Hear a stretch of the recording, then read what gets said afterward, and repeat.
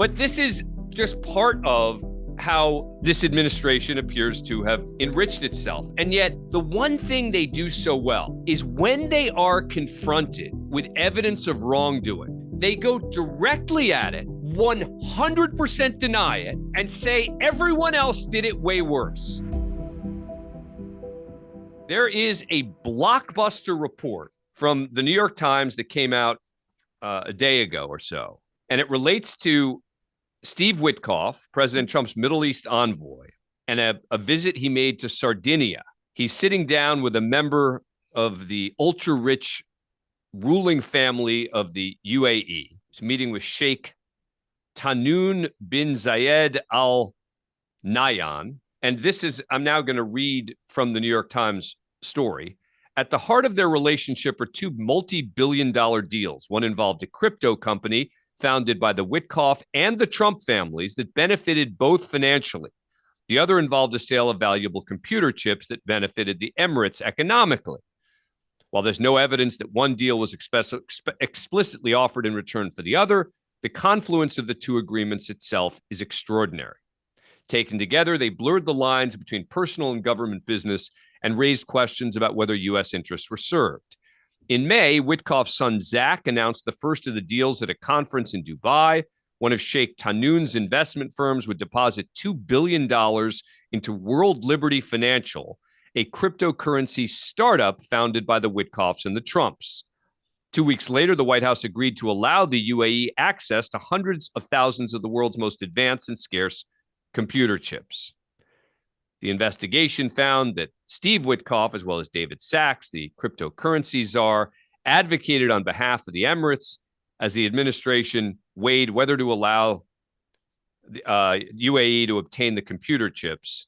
By the way, despite joint military exercises that the UAE had performed with China, which I thought we cared about. But this is just part of how this administration appears to have enriched itself. And yet, the one thing they do so well is when they are confronted with evidence of wrongdoing, they go directly at it, 100% deny it, and say everyone else did it way worse.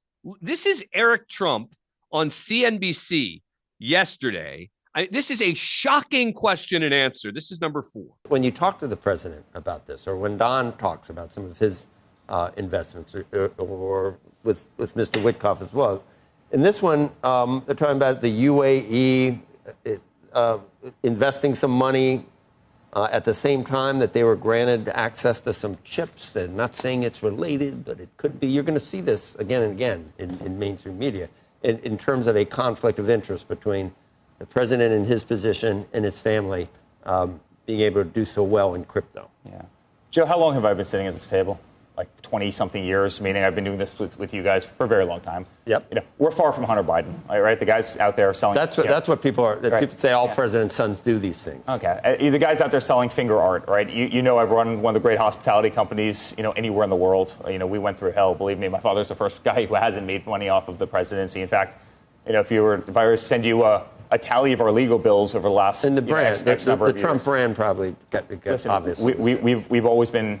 serial capitalists. We've always had companies. And honestly, crypto came out of a necessity that we were debanked by everybody, and we needed to find a new way. And so I couldn't be more proud of American Bitcoin. We're obviously ringing the bell right in this room in a couple minutes. And, it's going to be an amazing venture. I think we're going to do Bitcoin. I think we're going to do cryptocurrency better than anyone.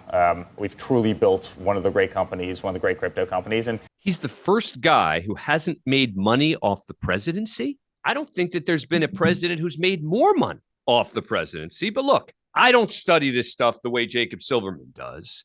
He's an independent journalist. He covers tech politics. He covers corruption. He's the author of a book that's coming out called Gilded Rage, Elon Musk and the Radicalization of Silicon Valley. And he does study this stuff. Jacob, thanks very much for coming on the program. Lay it out for us. What do you make of this report from the New York Times? What do you make of Eric Trump's comments? What's your response? I think well, first of all, thanks for having me.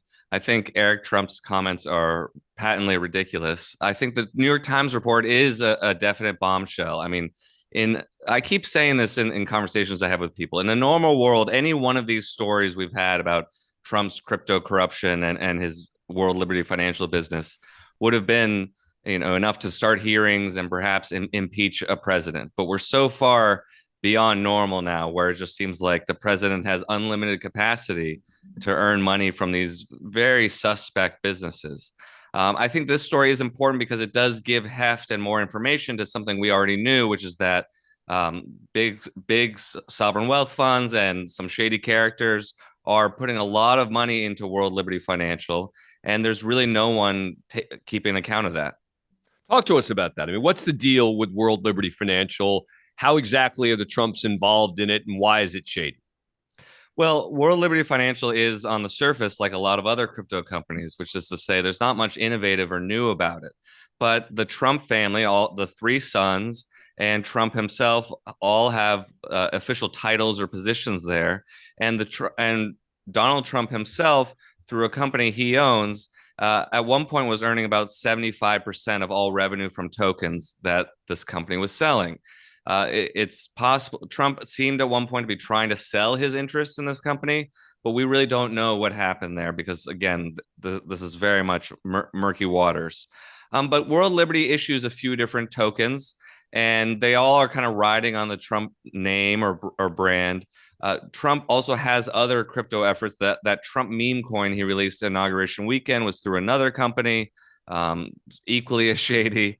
But basically, World Liberty Financial has become the main enrichment vehicle for Trump. If you are, say, a foreign prince or a head of state or a businessman who's committed a crime and you want to enrich Trump and curry favor with him, this is the real way to do it. And we're already seeing it happen.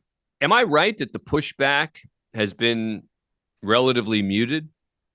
Yeah, I've been rather shocked by Democrats. I've talked to some Democrats from Congress who basically say that their colleagues are either in the pocket of the industry, the ones who vote for some of these bills, or they're afraid. They're afraid of what they saw happen in the 2024 cycle to people like Sherrod Brown or Jamal Bowman, and they're afraid of crypto money coming after them.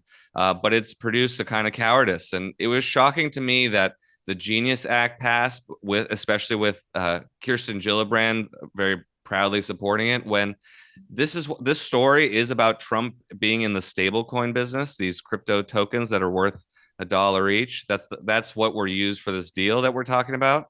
And by passing this Genius Act, which regulated stable tokens here in the U.S., the Democrats were helping to bless Trump's corruption. Why? Because they opened the market here in the U.S. for stable coins, for these tokens that have become very popular in crypto and that are essentially kind of digital dollars. And Trump has gotten deep into this business. And previously, before the Genius Act passed, there was a lot of kind of legal ambiguity and perhaps even illegality about running a stablecoin business here in the U.S. Now that the Genius Act has passed, you very much can do that. And so that's something that will personally help Trump and World Liberty Financial expand here in the U.S. And just as a reminder, a few years ago, Trump was speaking out against crypto. Yeah, he called it a scam. He said he didn't like Bitcoin because he thought it competed with the dollar. I mean, these are actually some of the more sensible economic ideas that Trump has ever had, probably. But of course, he changed his mind mostly in 2024 when he started surrounding himself with venture capitalists, and then his sons started getting into crypto. I mean, they tell this story about debanking, about how they're victims of the big banks, and this is a very popular line in sort of the crypto right. It doesn't really seem to be true with the Trump family, but that's how they've tried to appeal to sort of the MAGA right, for whom crypto now is another way to, throw your middle finger at the government.